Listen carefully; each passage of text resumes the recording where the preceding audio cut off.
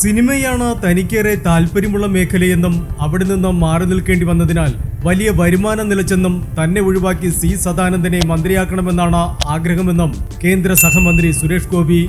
സദാനന്ദൻ എംപിക്ക് സ്വീകരണവും എംപിയുടെ മട്ടന്നൂരിലെ ഓഫീസ് ഉദ്ഘാടനവും നിർവഹിക്കുകയായിരുന്നു അദ്ദേഹം.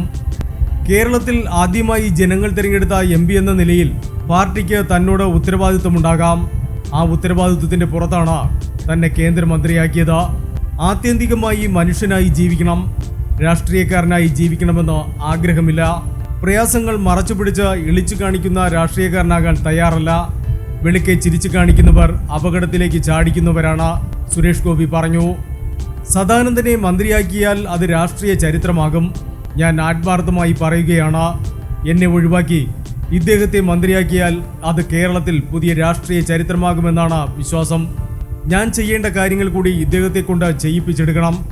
വൈകാതെ ഇതൊരു മന്ത്രിയുടെ ഓഫീസായി മാറട്ടെ എന്നാണ് പ്രാർത്ഥിക്കുന്നത്. തന്റെ ജനസമ്പർക്ക പരിപാടി ജനങ്ങൾക്ക് ഗുണകരമാണെന്ന് സുരേഷ് ഗോപി പറഞ്ഞു. പരിപാടിയിൽ പങ്കെടുക്കുന്നവർക്കും കേൾക്കുന്നവർക്കും മനഃശുദ്ധിയും രാഷ്ട്രീയ ശുദ്ധിയും ലഭിച്ചു. അതാണ് എതിരാളികളെ ഭയപ്പെടുത്തുന്നത്.